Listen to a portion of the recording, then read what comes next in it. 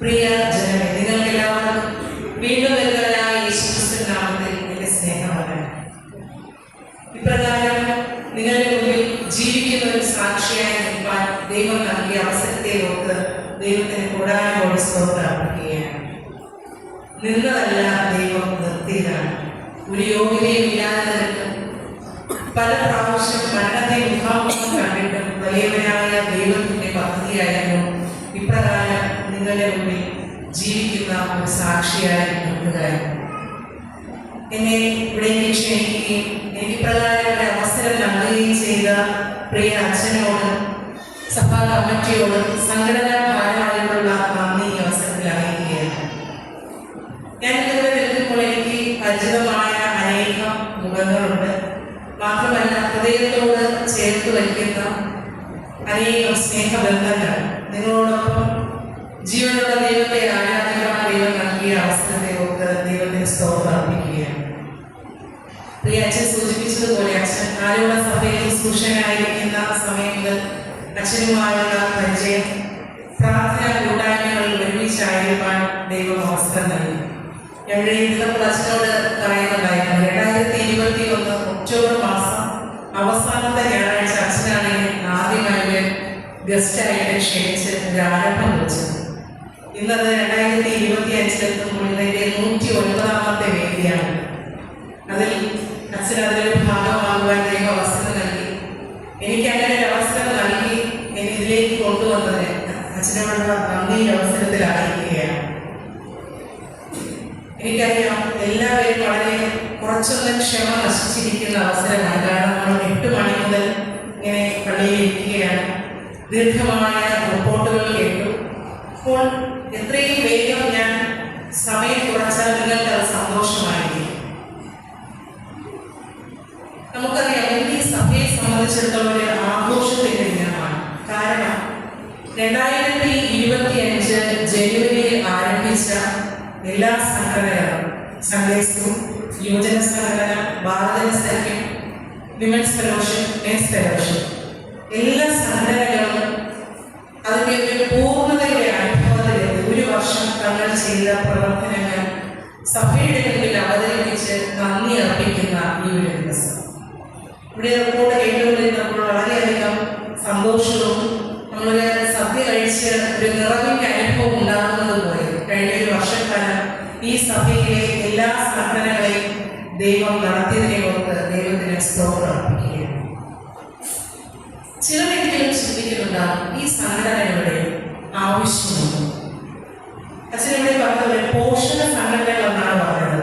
ഈ സംഘടനകളുടെ ആവശ്യമുണ്ട്. ഈ ഒരു കൃത്രിമ ബുദ്ധിയുടെ ഈ ഒരു കാലഘട്ടത്തിൽ ഇതിൻ്റെയൊക്കെ ആവശ്യമുണ്ടോ എന്ന് ചിന്തിക്കുന്നവരുണ്ടാകും. നമുക്കറിയാം, നമ്മൾ ഭക്ഷണം കഴിക്കാറുണ്ട്. 3 നേരം മെയിൻ കോഴ്സായിട്ട് നമ്മൾ ഭക്ഷണം കഴിക്കും. അതിനിടയിൽ കുറച്ചൊന്ന് പോഷകം കിട്ടാനായിട്ട് പാല് കുടിക്കുന്നവരുണ്ടാകും, ഡ്രൈ ഫ്രൂട്ട്സ് കഴിക്കുന്നവരുണ്ടാകും, ഫ്രൂട്ട്സ് കഴിക്കുന്നവരുണ്ടാകും. എന്തിനാണത്? നമുക്കൊന്ന് പോഷകം കിട്ടാനായിട്ട്, അല്ലെ?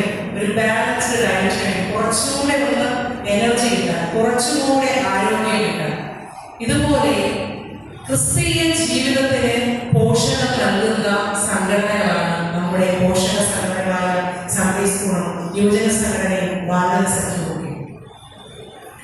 നമുക്കറിയാം, പ്രത്യേകിച്ച് ഇന്നത്തെ തലമുറ, നമ്മുടെ കുഞ്ഞുങ്ങളും നമ്മുടെ യുവതലമുറയും ഇപ്രകാരം ഒരു പോഷണത്തിന്റെ ആവശ്യമുള്ള ഒരു കാലഘട്ടത്തിലായിരിക്കുന്നത്.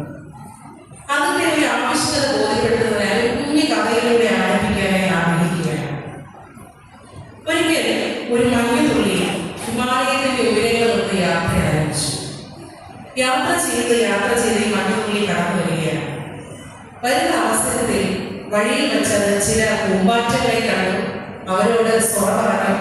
അടുത്ത് വീണ്ടും ഒഴുകി വരികയാണ്. വരുന്ന വഴിയിൽ ചില പുല്ലാമ്പുകളെയും പൂച്ചെടികളെയൊക്കെ കണ്ടു. അവരോടൊക്കെ കൂട്ടുകൂടി കഥകൾ പറഞ്ഞ് ചിരിച്ചു കളിച്ച് ഉല്ലസിച്ചു വരികയാണ്. എന്നാൽ കുറച്ചു ദൂരം വന്നപ്പോൾ അത് നോക്കിക്കൂടാതെ ചോക്ലേറ്റിന്റെ നിറത്തിലുള്ള ഒരു ചെടിക്കുടി. ഒന്ന് ചാടി നോക്കിയാൽ നല്ല രസമായിരിക്കും. കുറച്ചു നേരം ഒന്ന് ചാടി കളിച്ചിട്ട് തിരിച്ചു പോകണം. അതിനുള്ള ഏതൊന്നും ചിന്തിച്ചില്ല, അതിലേക്ക് അത് എടുത്ത് ചാടി. അത് കരയിലേക്ക് തന്റെ കളിയെല്ലാം കഴിഞ്ഞ് കരയിലേക്ക് സ്വയം ഒന്ന് നോക്കി. അയ്യോ, എൻ്റെ നിറത്തിനെന്തോ വ്യത്യാസം വന്നിട്ടുണ്ട്, എൻ്റെ ആ നൈർമല്യം നഷ്ടപ്പെട്ടിരിക്കുന്നു. ഈ മഞ്ഞുതുള്ളി നോക്കിയപ്പോൾ മറ്റൊരു മഞ്ഞുതുള്ളി ഇവിടെ ഇലയുടെ അറ്റത്ത് ഇങ്ങനെ കിടക്കുകയാണ്. അതിനോട് ഈ മഞ്ഞുതുള്ളി ചോദിച്ചു, നീ ഇപ്പോഴും ആ നൈർമല്യത്തോടെ ഇരിക്കുകയാണ്, നിന്റെ സൗന്ദര്യം ഇപ്പോഴുമുണ്ട്, പക്ഷേ എന്റെ നൈർമല്യം, എന്റെ സൗന്ദര്യം നഷ്ടപ്പെട്ടിരിക്കുന്നു. അപ്പോൾ ആ ഇലയിലിരുന്ന മഞ്ഞുതുള്ളി പറഞ്ഞു, നീ പൂക്കളോട് തൊട്ടുകൂടി, പുൽനാമ്പുകളോട് തൊട്ടുകൂടി, പൂമ്പാറ്റകളോട് തൊട്ടുകൂടി നിന്റെ നൈർമല്യം നഷ്ടപ്പെട്ടു. നീ എപ്പോഴാണ് ഈ ചെടിമുടിയിലേക്ക് കുറച്ചു നേരത്തെ സന്തോഷത്തിന് വേണ്ടി ചാടിയത്, അപ്പോൾ നിന്റെ നൈർമല്യം നഷ്ടപ്പെട്ടു. ഇങ്ങനെയൊരു തലമുറയാണ് നമ്മുടെ കൊച്ചു മക്കളും യുവതി യുവാക്കളായിരിക്കും. കുറച്ചു നേരത്തെ സന്തോഷത്തിന് വേണ്ടി ഒന്ന് സന്തോഷിച്ചിട്ട് മടങ്ങി വരാമെന്ന് കരുതി പലപ്പോഴും ചില ചെറിക്കുടികളിലേക്ക്, ചീത്ത കൂട്ടുകെട്ടുകളിലേക്ക് എടുത്തു ചാടുന്ന ഇന്നത്തെ തലമുറ. ഇപ്രകാരമുള്ള ഈ തലമുറയെ ക്രിസ്തുവിന്റെ സ്നേഹത്തിൽ ശരിയായ മാർഗനിർദ്ദേശം നൽകി വളർത്തണമെങ്കിൽ നമ്മുടെ സംഘടനകൾ, പ്രത്യേകിച്ച് സൺഡേ സ്കൂളിൽ, പ്രാർത്ഥന സംഘത്തിനും യുവജന സംഘടനയ്ക്കും അതിൻ്റെതായ പങ്കുണ്ട്. നമ്മുടെ ഈ സഭയിലെ സംഘടനകൾ വളരെ ശക്തമായി പ്രവർത്തിക്കുന്ന ഒന്നാണെന്ന് റിപ്പോർട്ടിലൂടെ കേട്ടു. തുടർന്നുള്ള വർഷങ്ങളിൽ ഇതിനേക്കാൾ ഉപരിയായി കൂടുതൽ ഊർജത്തോടെ പ്രവർത്തിക്കുവാൻ ദൈവം സഹായിക്കട്ടെ എന്ന് പ്രാർത്ഥിക്കുകയാണ്. അവർ യുവതലമുറയ്ക്കും കൊച്ചു മക്കൾക്കും എല്ലാം വേണ്ടി കഥ പറയുമ്പോൾ നമ്മുടെ അമ്മമാരെയും അച്ഛന്മാരെയും ഒഴിവാക്കാൻ അവർ വിചാരിക്കും, ഞങ്ങൾ വയസ്സായതുകൊണ്ട് ഞങ്ങളെ ഒഴിവാക്കുകയാണ്. ഒരിക്കലുമല്ല. ഒരു ചൊല്ലുണ്ട്, ഗേൾസ് ആർ പേൾസ്, അതായത് പെൺകുട്ടികൾ പവിഴങ്ങളാണ്, മുത്തുകളാണ്. Ladies are rubies, mothers are moulders, അമ്മമാർ രൂപപ്പെടുത്തുന്നവരാണ്. Women are wonderful. ഇവിടെ ഇരിക്കുന്ന ഓരോ സ്ത്രീകളും ഒരു അത്ഭുതമാണ്. ചില ചിരിയൊക്കെ വരുന്നുണ്ട് മുഖത്ത്, എങ്കിലും നമുക്ക് വിശ്വസിക്കാൻ പറ്റുന്നുള്ളൂ. ഇവിടെ ഇരിക്കുന്ന നിങ്ങൾ ഓരോരുത്തരും ഒരു അത്ഭുതമാണ്. ഒന്ന് ചിന്തിച്ചു നോക്കി, രാവിലെ ഉറക്കം ഉണർന്നു കഴിഞ്ഞാൽ സൂപ്പർമാനേക്കാളും അല്ലെങ്കിൽ സ്പൈഡർമാൻ എന്തൊക്കെയാണ് ഹീറോ, ഇവരെക്കാളും നമ്മൾ ശക്തരായി വേഗത്തിൽ എത്ര കൈകൾ നമുക്കുണ്ടായിരിക്കും. അത്രത്തോളം അത്ഭുതമായ ഒരു സൃഷ്ടി, ദൈവത്തിന്റെ സൃഷ്ടിയാണ് അമ്മമാർ. നമ്മുടെ കുടുംബത്തിന് വേണ്ടി കരയുവാൻ, പ്രാർത്ഥനയിൽ കുടുംബത്തെ കരുതുവാൻ ദൈവം ഒരുക്കിയിരിക്കുന്ന അമ്മമാർ. ചിലരെങ്കിലും ചിന്തിക്കും ബലഹീനരാണെന്ന്. പക്ഷേ ബലഹീന പാത്രരാണെങ്കിലും കുടുംബത്തെ പ്രാർത്ഥനയിൽ കരുതാമെന്ന ഏറ്റവും പ്രധാന ഘടകം നമ്മുടെ അമ്മമാർ. ഈ സഭയിലെ അമ്മമാരുടെ സംഘടനയെ ദൈവം വേണ്ടുമേൽ അനുഗ്രഹിക്കട്ടെ എന്ന് പ്രാർത്ഥിക്കുകയാണ്. അടുത്ത നാളുകളിൽ നമുക്ക് ഉടലെടുത്ത ഒരു സംഘടനയാണ് മെൻസ് ഫെലോഷിപ്പ്. നമുക്കറിയാം, നമ്മുടെ കുടുംബത്തിന്റെ നെടുന്തൂൺ അല്ലെങ്കിൽ ആ ഒരു തൂണിൽ ആശ്രയിച്ചാണ് ബാക്കിയുള്ള എല്ലാവരും നിൽക്കുന്നത്. നമ്മുടെ പപ്പമാരുടെ സംഘടന, ഈ സംഘടനയിലും അധികമായി പ്രവർത്തിക്കുവാൻ, അനേകം വ്യക്തികളെ കൂട്ടിച്ചേർക്കുവാൻ ദൈവം സഹായിക്കട്ടെ എന്ന് പ്രാർത്ഥിക്കുകയാണ്. ഈ സഭയുടെ ഉയർച്ചയ്ക്ക് വേണ്ടി, ആത്മീയ വർധനയ്ക്ക് വേണ്ടി ഈ സഭയിലെ എല്ലാ സംഘടനകൾക്കും പ്രവർത്തിക്കാൻ സാധിക്കട്ടെ എന്ന് പ്രാർത്ഥിക്കുകയും ആശംസിക്കുകയും ചെയ്തു. അല്പസമയങ്ങളെ നശിപ്പിക്കാതെ ഇന്നത്തെ ദിവസത്തിന്റെ പ്രത്യേകതയെക്കുറിച്ച് ആരാധനയുടെ ആരംഭം മുതൽ അച്ഛൻ പലതവണ പറഞ്ഞു. ഞാൻ പറയാൻ കരുതി വന്ന പല കാര്യങ്ങളും അച്ഛൻ പറഞ്ഞു. ആഗമന ന്യായം, ഇന്നത്തെ ദിവസത്തിന്റെ പ്രത്യേകത ആഗമന ന്യായം. അതായത് ക്രിസ്മസിന് മുൻപ് ക്രിസ്മസിന് വേണ്ടി ഒരുങ്ങുന്ന ആഡംബരമായോ അല്ലെങ്കിൽ ബാഹ്യമായ ഒരുക്കമല്ല, നമ്മുടെ ഹൃദയങ്ങളെ ഒരുക്കുന്ന 4 ആഴ്ചകളാണ് ക്രിസ്തീയ സഭ ആഗമന കാലം എന്ന് പറയുന്നത്. അതിൽ ഒന്നാമത്തെ ഞായറാണ് ഇന്നത്തെ ഞായർ എന്ന് പറയുന്നത്. ഈ ആഗമന കാലത്തിന്റെ ആരംഭത്തിൽ വിശുദ്ധ വേദപുസ്തകം അല്ലെങ്കിൽ ആഗമനമല്ല നമുക്ക് നൽകുന്ന വേദപുസ്തകത്തിലൂടെ നൽകുന്ന ചുരുക്കം ചില ചിന്തകൾ നിങ്ങളുമായി പങ്കുവെച്ചുകൊണ്ട് അവസാനിപ്പിക്കാമെന്ന് ആഗ്രഹിക്കുകയാണ്. കുറച്ചു നേരം ക്ഷമയോടെ ഒരുമിച്ച് ദൈവത്തിന്റെ വചനം ധ്യാനിക്കാം. നമുക്കറിയാം, ഇന്ന് നാം പഴയ വേദഭാഗമായി വായിച്ചു കേട്ടത് പുറപ്പാട് പുസ്തകം 2-ാം അധ്യായം 1 മുതൽ 10 വരെയുള്ള വാക്യങ്ങളാണ്. ഇന്ന് വായിച്ചു കേട്ട സുവിശേഷ വേദഭാഗത്തെയും പഴയ വേദഭാഗത്തെ അടിസ്ഥാനമാക്കി 2 വനിതകളിലൂടെ ദൈവം ചെയ്ത രക്ഷണീയ പ്രവർത്തനം. ഈ ആഗമന കാലത്തിൽ നമുക്കൊന്ന് ചിന്തിക്കാനായിട്ട് ശ്രമിക്കാം. ഒന്നാമതായി പുറപ്പാട് പുസ്തകം 2-ാം അധ്യായം 1 മുതൽ 10 വരെയുള്ള വാക്യങ്ങളെ അടിസ്ഥാനമാക്കി മറഞ്ഞിരിക്കുന്ന വഴികളിലൂടെ ദൈവം രക്ഷിക്കുന്നു എന്ന ചിന്ത ഈ ആഗമനകാലം നമുക്ക് നൽകുകയാണ്. മറഞ്ഞിരിക്കുന്ന വഴികളിലൂടെ ദൈവം രക്ഷിക്കുന്നു. ഈ ഒരു ഭാഗം പരിശോധിക്കുമ്പോൾ നമുക്ക് മനസ്സിലാക്കുന്നത്, ചരിത്രം പരിശോധിക്കുമ്പോൾ യോസേഫിനെ അറിയാത്ത ഫറവോൻ മിസ്രയീമിൽ ഭരണം നൽകുകയാണ്. ആ അവസരത്തിൽ യോസേഫ് മിസ്രയീം ജനത്തെ ക്ഷാമത്തിൽ നിന്ന് രക്ഷിക്കുന്നതിന് വേണ്ടി ചെയ്ത നല്ല കാര്യങ്ങളെ മറന്നുകൊണ്ട്, അല്ലെങ്കിൽ യോസേഫിനെ അറിയാത്ത ഒരു ഫറവോൻ കടന്നു വരികയും ഈ ജനത്തോട്, ഇസ്രായേൽ ജനത്തോട് വളരെയധികം ക്രൂരമായി കഠിനവേല ചെയ്യുകയും അവരെ നശിപ്പിക്കുവാൻ നോക്കുകയും ചെയ്യുന്ന ഒരു രാജാവ്. അന്ന് അദ്ദേഹം പല വഴികൾ തിരഞ്ഞെടുക്കുന്നുണ്ട്. അവരെ കൊണ്ട് ചെയ്യാൻ കഴിയുന്നതിനേക്കാൾ ഉപരിയായ കഠിനവേല, അതായത് അദ്ദേഹം പേരോ എന്നുള്ള സംസ്ഥാന നഗരങ്ങളെല്ലാം പണിയെടുപ്പിക്കുകയാണ്. എന്നിട്ടും ഈ എബ്രായ ജനം വർദ്ധിച്ചു വരുന്നത് കണ്ടപ്പോൾ ഈ ഫറവോൻ ചെയ്ത കാര്യം ശിഫ്ര എന്നും പൂവ എന്നും പേരായ 2 സൂതികർമ്മങ്ങളോട് പറയുകയാണ്, ഇസ്രായേലിലെ, അതായത് എബ്രായ സ്ത്രീകൾക്ക് ജനിക്കുന്ന കുഞ്ഞുങ്ങളെ നിങ്ങൾ എബ്രായ കുഞ്ഞുങ്ങളെ കൊന്നു കളയണം. എന്നാൽ ദൈവം ഭയമുള്ള ഈ 2 സൂതികർമ്മികളും ഫറവോന്റെ വാക്ക് കേൾക്കാതെ അവർ ആ കുഞ്ഞുങ്ങളെ രക്ഷിക്കുകയും. ഈ ഒരു പശ്ചാത്തലത്തിൽ ഫറവോൻ പറയുകയാണ്, ഇസ്രായേലിൽ ജനിക്കുന്ന എല്ലാ ആൺകുട്ടികളെയും കൊന്നുകളയണം. ഈ ഒരു പശ്ചാത്തലത്തിൽ ഒരു ലേവ്യ കുടുംബത്തിൽ അമ്രാം യോഖേബ എന്ന ദമ്പതികൾക്ക് ഒരു മകൻ ജനിക്കുകയാണ്. സുന്ദരനായ ഒരു കുഞ്ഞ്. വേദപുസ്തകത്തിൽ രേഖപ്പെടുത്തിയിരിക്കുന്നത് അവൻ സുന്ദരനായിരുന്നു എന്നാണ്. ഈ കുഞ്ഞ് സുന്ദരനായതുകൊണ്ട് തന്നെ അവർ അവനെ നശിപ്പിച്ചില്ല. 3 മാസം അവനെ ഒളിച്ചു വെച്ച് വളർത്തി. നമുക്കറിയാം, കുഞ്ഞുങ്ങളുടെ വളർച്ച മുന്നിലേക്ക് പോകുന്നതോറും പിന്നെ അവരെ നമുക്ക് ഒളിച്ചു വയ്ക്കാനൊന്നും പറ്റില്ല. ഈ അമ്മയ്ക്ക് ഈ കുഞ്ഞിനെ നശിപ്പിക്കുവാനും സാധിക്കില്ല. ഈ അമ്മ വളരെ ബുദ്ധിപൂർവ്വം ഒരു കാര്യം ചെയ്തു. ഞാണം കൊണ്ട് ഒരു പെട്ടകം ഒരു പെട്ടിക്കകത്ത് ഈ കുഞ്ഞിനെ കിടത്തി നൈൽ നദിയിലേക്ക് ഒഴുക്കി വിടുകയാണ്.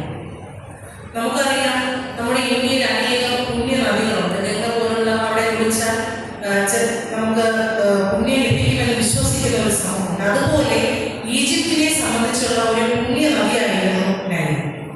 ചരിത്രം പറയുന്നത് നൈലിൽ എല്ലാ ദിവസവും അതിരാവിലെ ഫറവോൻ വന്ന് സ്നാനം കഴിക്കുന്നത് പതിവായിരുന്നു.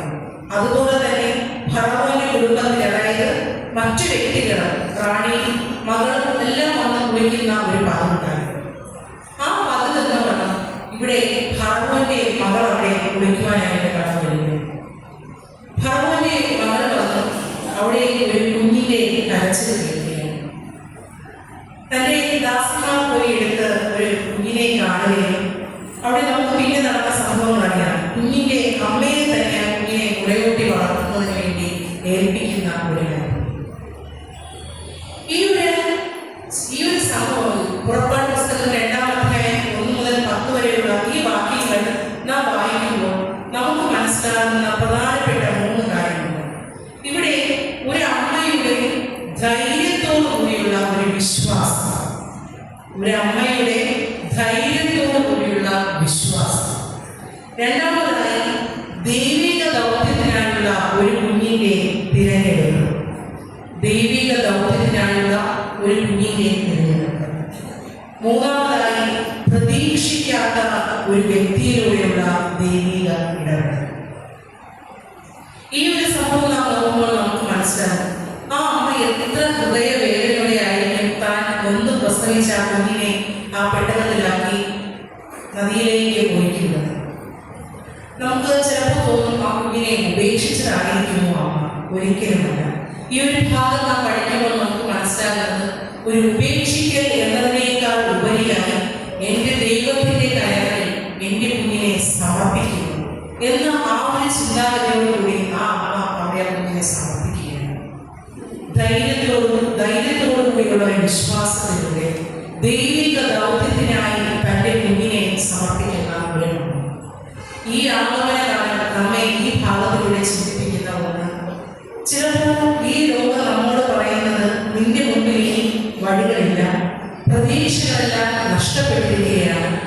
ഒരുപക്ഷെ രോഗിനെ മരണത്തിന് മുന്നിൽ കൊണ്ടെത്തിച്ചിരിക്കാം.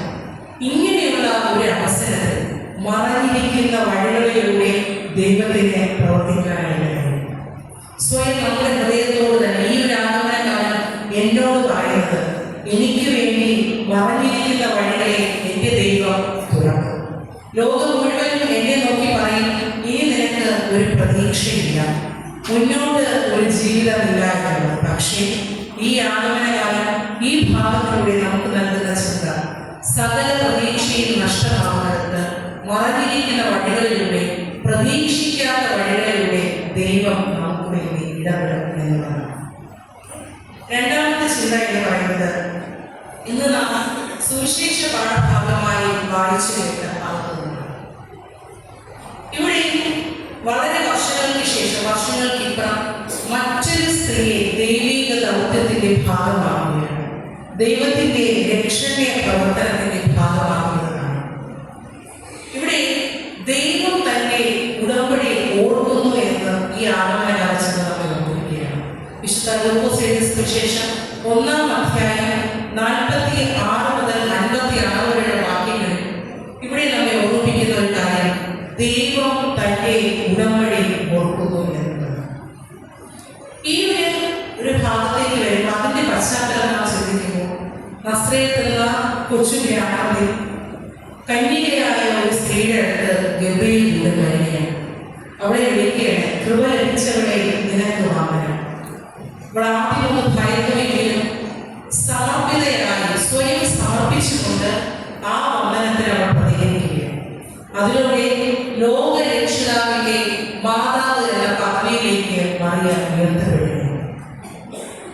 ഈ ഭാഗത്തിലേക്ക് നാം കടന്നു വരുമ്പോൾ യഹൂദിയിലെ ഐൻഗനി എന്ന പട്ടണത്തിലേക്ക് ഏകദേശം 100 മൈലോളം ദൂരം, അതായത് 4 ദിവസം ദുർഘടമായ യാത്ര ചെയ്ത് മറിയ തന്റെ ചാർച്ചക്കാരിയായ എലിസബത്തിനെ കാണുവാനായിട്ട് പോവുകയാണ്. രണ്ടുപേരെയും കുറിച്ച് നോക്കുമ്പോൾ രണ്ടുപേർക്കും ഒരുപാട് സാമ്യതകളും വ്യത്യാസങ്ങളുമാണ്. സാമ്യതകൾ എന്ന് പറയുമ്പോൾ രണ്ടുപേരും വളരെ വ്യത്യസ്തമായ രീതിയിൽ ഗർഭം ധരിച്ച വ്യക്തിത്വമാണ്. അതായത് ഒരാൾ പുത്രോത്പാദന ശേഷി നഷ്ടപ്പെട്ടതിന് ശേഷം ഒരാൾ പുരുഷനെ അറിയുന്നതിന് മുമ്പ് ഗർഭവതിയാണ്. ഇപ്രകാരം ജീവിതത്തിൽ ഒരു വ്യത്യസ്ത അനുഭവമായ രണ്ട് വ്യക്തികൾ തമ്മിൽ കൂടിക്കാഴ്ച നടത്തുകയാണ്. ഇവിടെ മറിയ ഇത്രയും ദൂരെ ഒളിച്ചോടി പോകുന്നതല്ല, തൻ്റെ ചാർച്ചക്കാരനുമായി ഒരു സഹകരണത്തിന്റെ അല്ലെങ്കിൽ സഹവർത്തിത്വത്തിന്റെ അനുഭവത്തിലേക്ക് കടന്നുപോകുകയാണ്. ഈ വചനഭാഗം വായിച്ച് വേണ്ടി ചിന്തിപ്പിച്ച ഒരു പ്രധാന ചിന്ത എന്ന് പറയുന്നത്, ഇവിടെ എലിസബത്ത് മറിയയുടെ വന്ദനം കേട്ടപ്പോൾ എലിസബത്തിന്റെ ഉള്ളിൽ പിള്ള ഗർഭത്തിൽ തുള്ളി എന്നാണ് പറയുന്നത്. ഒന്ന് ചിന്തിച്ചു നോക്കി, നമ്മുടെ വാക്കുകൾ മറ്റുള്ളവർക്ക് ഒരു സന്തോഷം ഉണ്ടാകാറുണ്ട്.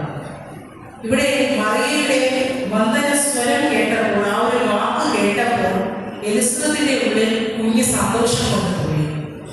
ഒന്ന് ചിന്തിച്ചു നോക്കാം, ഇന്ന് നമ്മളായിരിക്കുന്ന പ്രവർത്തന മേഖലകളിൽ, വിദ്യാഭ്യാസ ജീവിതത്തിൽ, ജോലി മേഖലകളിൽ, സഭയിൽ, കുടുംബത്തിൽ എൻ്റെ സ്വരം കേൾക്കുമ്പോൾ, എൻ്റെ വാക്ക് കേൾക്കുമ്പോൾ എൻ്റെ എതിർവശത്ത് നിൽക്കുന്ന വ്യക്തിക്ക് സന്തോഷമാണോ ഉണ്ടാകുന്നത്, വേദനയാണോ ഉണ്ടാകുന്നത്? ഈ ആഗമനകാലത്ത് നാം സ്വയം ശോധന ചെയ്യണം. ഇന്നു മുതൽ ഒരു തീരുമാനമെടുക്കണം. ഇതുവരെ എൻ്റെ വാക്കുകൾ മറ്റുള്ളവരെ താഴ്ത്തിയെങ്കിൽ ഇന്നു മുതൽ ഈ ഒരു ആഗമനകാലം ഞാനൊരു രൂപാന്തരത്തിന്റെ അനുഭവത്തിലൂടെ കടക്കുകയാണ്. ഇന്നു മുതൽ എൻ്റെ വാക്ക് മറ്റുള്ളവർക്ക് പ്രചോദനമായി തീരും, മറ്റുള്ളവരെ സന്തോഷിപ്പിക്കുന്ന ഒന്നായി, മറ്റുള്ളവരെ കരുതുന്ന, പ്രത്യാശ നൽകുന്ന ഒന്നായി തീരും എന്ന് നമുക്ക് ഒരു തീരുമാനമെടുക്കാം. തുടർന്ന് മറിയയുടെ പാട്ട് എന്ന ഭാഗമാണ് നാം സുവിശേഷ പാഠഭാഗമായി വായിച്ചിരിക്കുന്നത്. ഈ മറിയയുടെ പാട്ട് ആരംഭിക്കുന്നത് തന്നെ എൻ്റെ ഗുണം കർത്താവിനെ മഹിമപ്പെടുത്തുന്നു എന്നുള്ളതാണ്. ഇവിടെ ഒന്ന് ചിന്തിച്ചു നോക്കി, മറിയയുടെ ജീവിതത്തിൽ ദൂതൻ വന്ന് പറഞ്ഞത്, നിന്റെ ഉദരത്തിൽ ലോകരക്ഷിതാവ് നിന്റെ ഉദരത്തിലൂടെ അല്ലെങ്കിൽ നിന്നിലൂടെ ജാതം ചെയ്യുമെന്നാണ് പറഞ്ഞത്. ആ ഒരു റിസൾട്ട് കിട്ടുന്നതിന് മുമ്പ് തന്നെ ദൈവത്തെ ആരാധിക്കുന്ന അനുഭവം. ഒന്നാമതായി ഈ ഒരു ഭാഗത്തിലൂടെ ആഗമനകാലം നമ്മൾ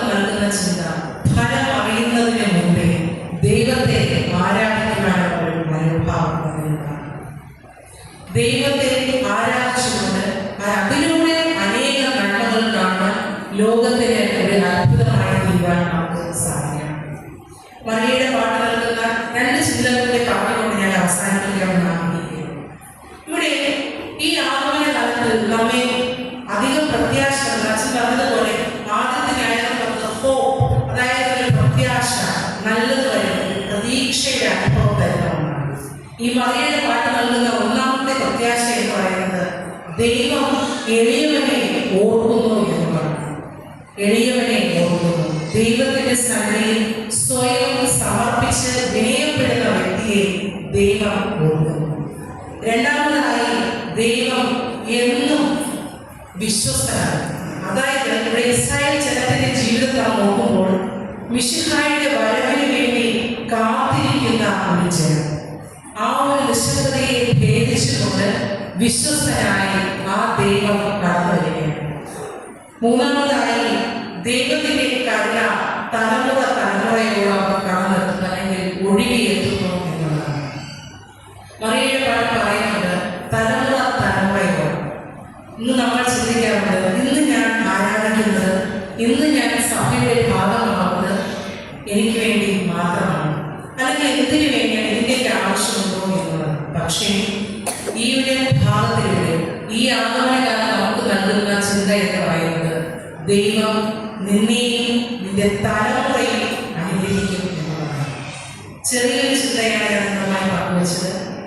ഫലം അറിയുന്നതിന് മുമ്പേ ദൈവത്തിൽ വിശ്വസിച്ച മറിയയും യോഹേബ് മോശയുടെ അമ്മയെ കുറിച്ച് അവർ വളരെ പ്രത്യാശയോടുകൂടി ദൈവത്തിന്റെ വരവിനെ വേണ്ടി, അല്ലെങ്കിൽ തങ്ങളുടെ ജീവിതത്തിൽ നടക്കുന്ന ആ ദൗത്യത്തിന് വേണ്ടി ഒരുങ്ങിയിരുന്നു.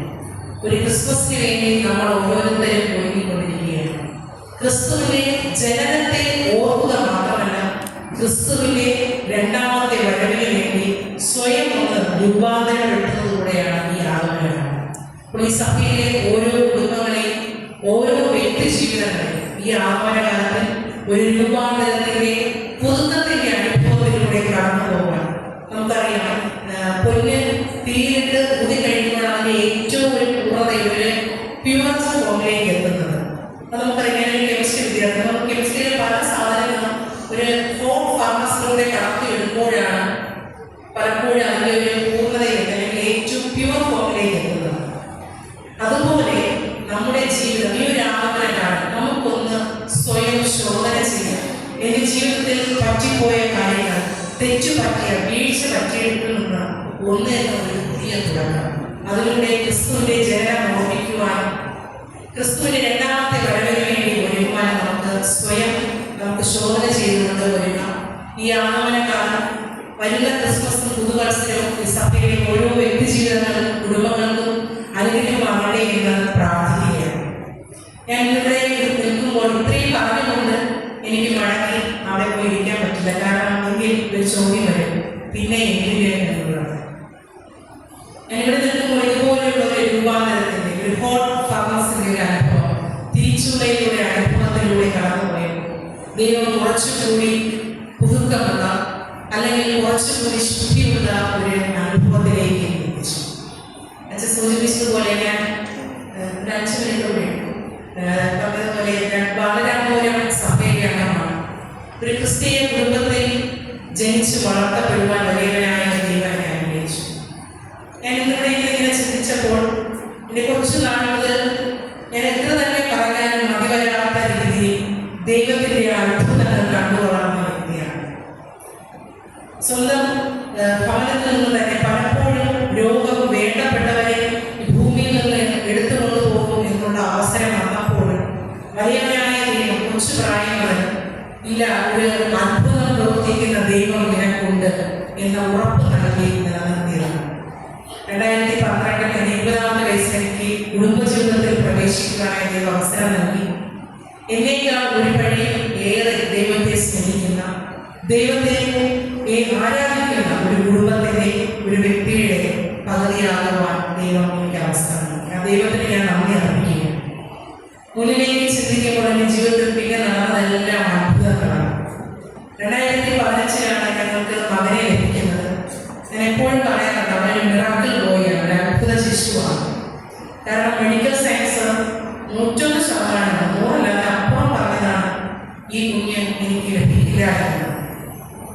എത്ര തന്നെ വിചാരിച്ചാലും നഷ്ടപ്പെട്ടു പോകും എന്ന് ഡോക്ടേഴ്സ് എഴുതിയ കുഞ്ഞാണ്. ഇന്നവന് 10 വയസ്സ് കഴിഞ്ഞു ആരോഗ്യത്തോടു കൂടിയ ഒരു കുഞ്ഞിന് ദൈവമുണ്ട്. അന്ന് ദൈവത്തോട് ഒരു ഉടമ്പടി സ്വീകരിക്കുവാൻ ദൈവം അവസരം നൽകി.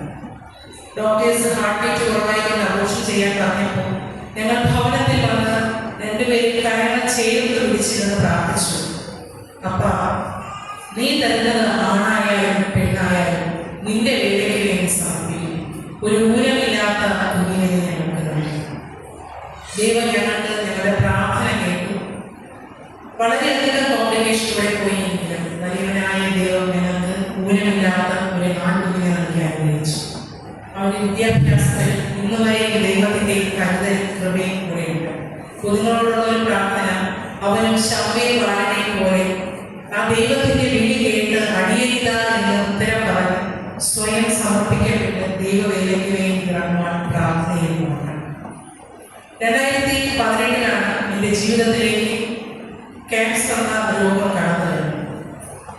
ഒരു ഞായറാഴ്ച ദിവസം ആരാധന കഴിഞ്ഞ് ഭവനത്തിൽ വിശ്രമിക്കുന്ന സമയത്ത് വളരെ യാദൃശ്ചികമാണ് എൻ്റെ 3 വയസ്സ് പൂർത്തിയാകാത്ത കുഞ്ഞിന്റെ പുറത്തുകൂടി ഇങ്ങനെ ചാടി കളിച്ചപ്പോൾ അവൻ്റെ കൈകൊണ്ട് എൻ്റെ മാരണത്തിൽ തട്ടിയപ്പോൾ ഒരു അസ്വാഭാവികമായ വേദന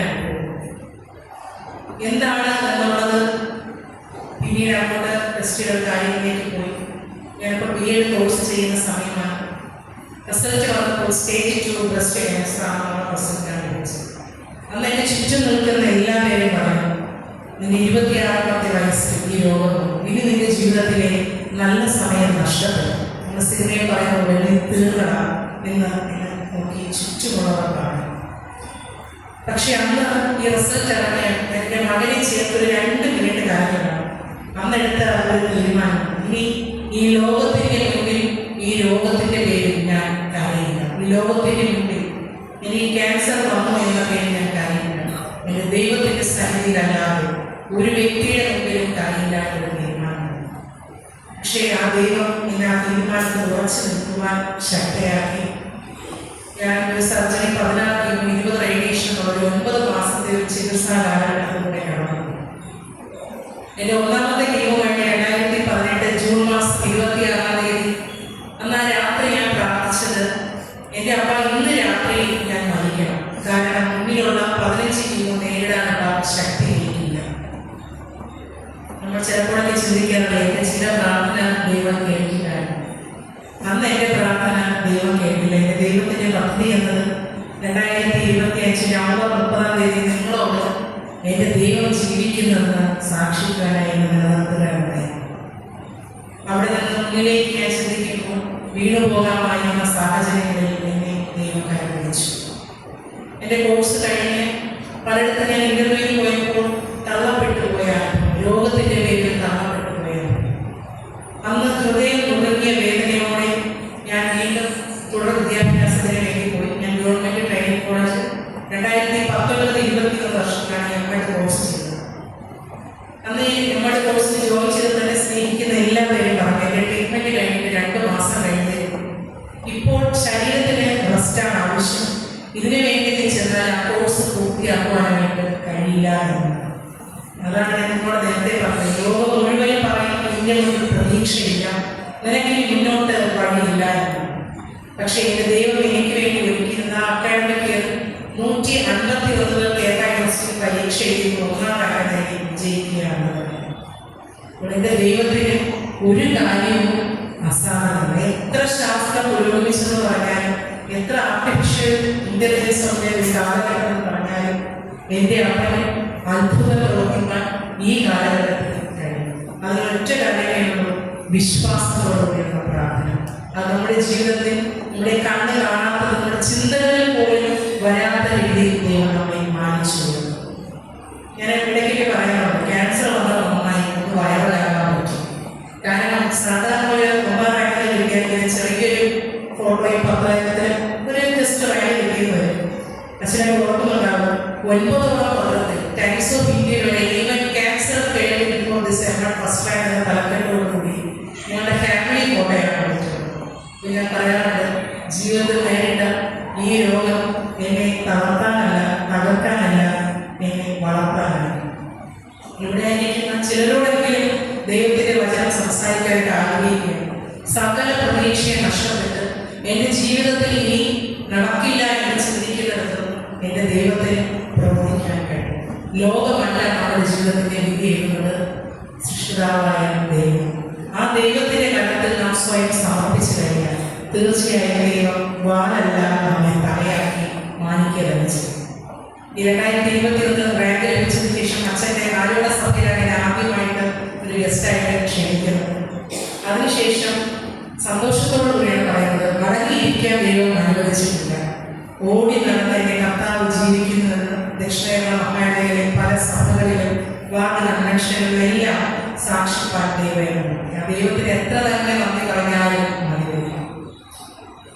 തുടർന്ന് മുന്നോട്ട് ജീവിതത്തിൽ ചിന്തിക്കുമ്പോൾ പലപ്പോഴും വീണ്ടും കോളേജിൽ അടയുന്ന അനുഭവം ഉണ്ടായപ്പോൾ എൻ്റെ വിദ്യാഭ്യാസത്തിൽ ഞാൻ ആഗ്രഹിച്ചതുപോലെ എനിക്കൊരു JRF സ്കോളറായി ഞാനിപ്പോൾ Kerala university department of education PhD ചെയ്തു വരികയാണ്. അതിൻ്റെ ഒരു പൂർണ്ണതയുടെ അനുഭവത്തിലേക്ക് എത്തിക്കൊണ്ടിരിക്കും. പലപ്പോഴും രോഗം തളർത്തുന്ന അനുഭവം വീണ്ടും മുന്നിലേക്ക് വരുമ്പോൾ വീണു പോകാതെ വലം കരം തന്ന് ഉള്ളം കരത്തെ സഹിക്കുന്ന ഒരു ദൈവം. ആ ദൈവം ഇന്ന് എന്നെ ഇവിടെ നിർത്തിയെങ്കിൽ നിങ്ങളുടെ ജീവിതത്തിൽ അത്ഭുതം പ്രവർത്തിക്കാൻ ശക്തരാണ്. ഈ ഒരു ആത്മകാലം നമ്മുടെ ജീവിതത്തിൽ ഒരു മാറ്റം കൊണ്ടുവന്ന് പുതിയ അത്ഭുതങ്ങൾ കാണുവാൻ 2026, 25 നഷ്ടപ്പെട്ടതൊക്കെ കഴിഞ്ഞുപോലെ, പക്ഷേ പുതിയൊരു തുടക്കത്തിന് വേണ്ടി പുതിയ നന്മകൾ കാണുവാൻ ദൈവത്തിൻ്റെ അത്ഭുതങ്ങൾ, ദൈവത്തിൻ്റെ നന്മകൾ പ്രാപിച്ച് ലോകത്തിന് മുന്നിൽ അത്ഭുതങ്ങളായി തീരുവാൻ ഈ സഭയിലെ എല്ലാവരെയും അനുഗ്രഹിക്കട്ടെ എന്ന് പ്രാർത്ഥിക്കുകയാണ്. എനിക്ക് ഇപ്രകാരം അവസരം നൽകിയ പ്രിയ അച്ഛനോട്, എന്നെ ഇവിടെ പ്രത്യേകിച്ച് വിളിച്ചത് സൺഡേ സ്കൂൾ സെക്രട്ടറിയാണ്, പ്രിയ അതിനോടുള്ള നന്ദി അവസരത്തിൽ അറിയിക്കുകയാണ്. ക്ഷമയോടെ കാത്തിരുന്ന അല്ലെങ്കിൽ കേട്ടിരുന്ന നിങ്ങളോട് ദൈവം ഇത് ഓരോരുത്തരെ അനുഗ്രഹിക്കട്ടെ. വരുന്ന